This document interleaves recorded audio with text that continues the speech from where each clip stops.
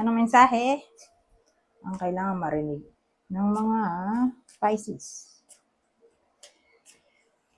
Mula October 1 to 15, 2024, pwedeng nangyayari na to o mangyayari pa lang. Kung hindi man para sa inyo itong magiging reading, di baka para sa someone na malapit sa inyo o sa someone na kakilala niyo mismo. Baka may lumabas na gender mamaya, gawin nyo na lang energy masculine at feminine energy. Pwede rin naman na huwag nyo nang pansinin ang gender. Hindi ko alam kung anong lalabas, kung positive ba o negative ang magiging reading. Depende sa kung anong mapipick up kong energy.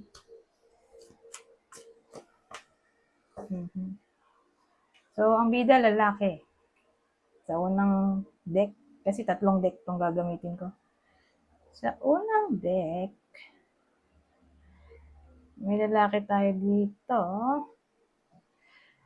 Kaya lang, parang pinanghihinaan siya ng loob. Kasi feeling trapped daw siya. Aha. So, bakit kaya? Bakit siya feeling trapped? Siguro, dahil baliktad ang Page of Cups.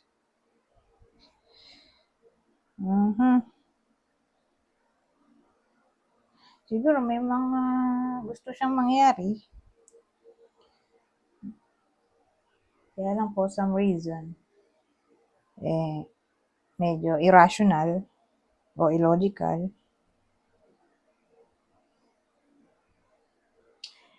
Kaya hindi pwedeng mangyari, sabi ng Justice. May gusto siyang mangyari, pero illogical, irrational. Kaya ayaw siya payagan ng Justice card na ma-manifest ito. Ano kaya yun? Ang weird naman. So, ano kaya yun?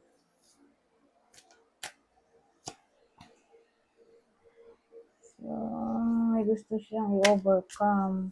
Ano kaya yun?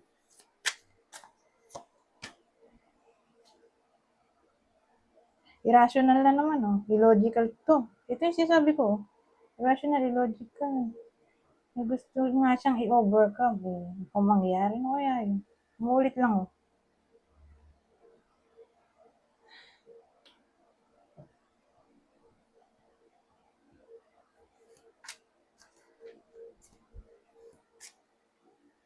Illegal ba to? Ay, oo nga, illegal, oh. Speaking, oh. Pagka sabi kong illegal, sabay devil. Illegal yung gusto niyang mangyari. So, pag sinabi mong illegal, edi against sa law o human rights. So, crime na siya. Naging crime na to. Diba yan?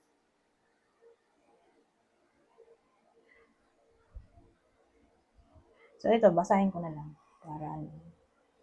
Kaya lang, ang labo eh. So, ito yung mga pwedeng, isa dyan yung mga pwedeng reason. Addiction, depression, mental health issues, secrecy, obsession, cheating. Ano to? Dependency, bondage, materialism, sexuality, powerlessness, hopelessness, abuse, violence, ano to, assault, kaloka naman to.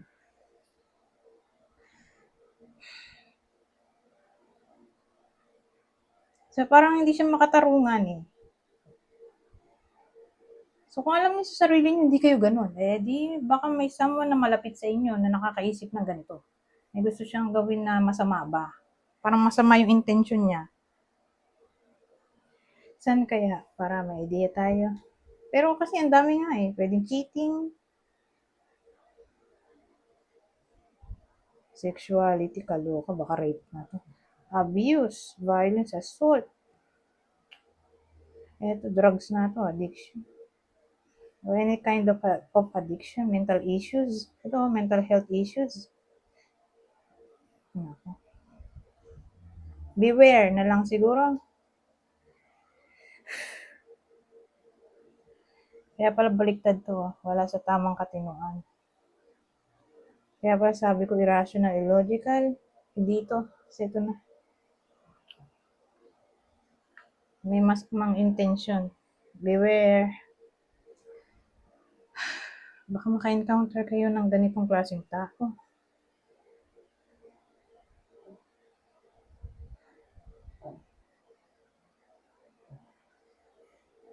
So, kayo na mag-isip kung paano kayo makakaalis sa ganitong toxicity. Okay, toxic energy kasi to. Mag-iingat na lang. Okay? Mag-iingat sa gabi. Lalo na sa gabi. Kasi dyan lumalabas ng devil energy. Mag-ingat sa gabi. Yung gamit, laging priority ang safety. Siyempre, pangkalahatang safety na. Mga anak, pag-ingatan. Uso pa naman yung nawawalang mga bata. Nakita ko sa mga social media, binabalita, puro nawawala yung mga bata. Tapos, ang daming krimen talaga. Sobrang daming krimen. Parang mas malala pa yung ngayon kaysa sa dati. Sa pananaw ko lang naman. So, mag-ingat na lang. Okay? Kaysa magsisi sa uli. Nakakatakot din, di ba? Pero ganun talaga. Kailangan natin ng iba yung ingat kaysa iyak sa huli. Di ba? Maganda ng prepared sa worst case scenario.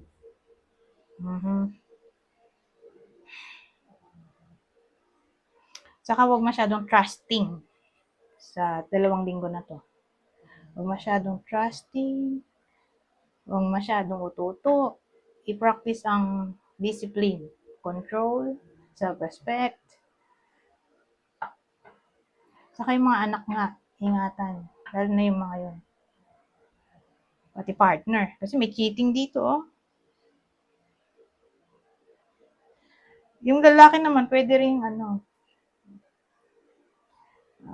may gusto siyang bilhin ng bilhin. Maging maluho. Pwede rin. May chance na maging maluho yung lalaki.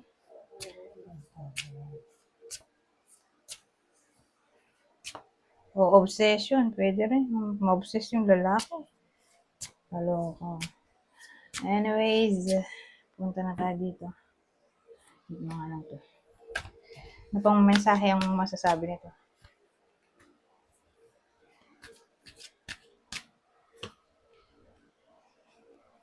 Ito yung control na sinasabi ko, oh.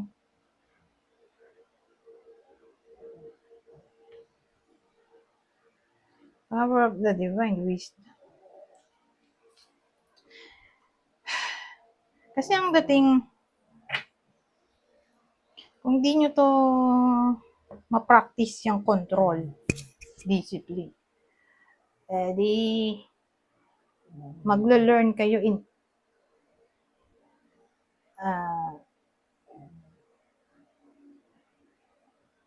in a difficult situation. Parang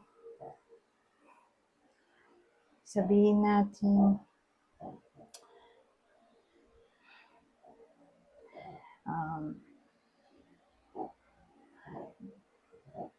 ano bang example? Sabihin natin naging pabaya yung iba sa inyo, masyadong careless o may tawag dun eh. Ano ba yun?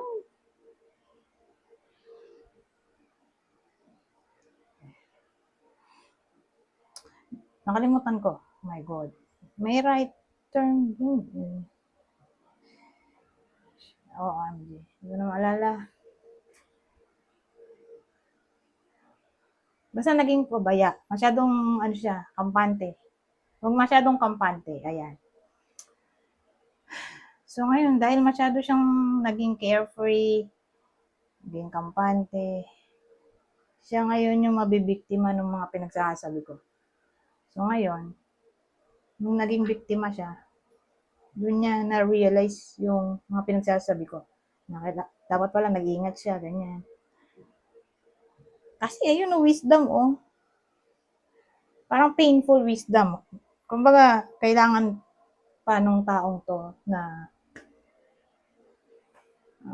umiyak, magdusa, para lang makuha tong wisdom.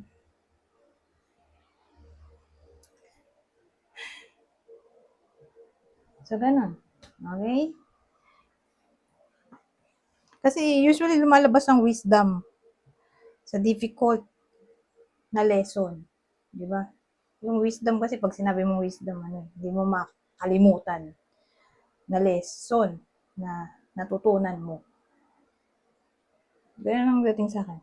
Kaya, please, be careful. Sa 2 weeks na to, hindi to pananakot, pero siyempre, hindi naman natin masasabi kung tatama ba ito reading o hindi. Walang masama kung mag-iingat. Diba? Anyways, basahin ko na lang to. Extra message. So, 2 weeks na to. Value. Focus on things of value. Guilty. Don't let guilt get in the way of happiness. Acceleration. Speed up and chase the results you want. Recognition. The universe will help you recognize signs and miracles, or recognize time. Let time forget those scars.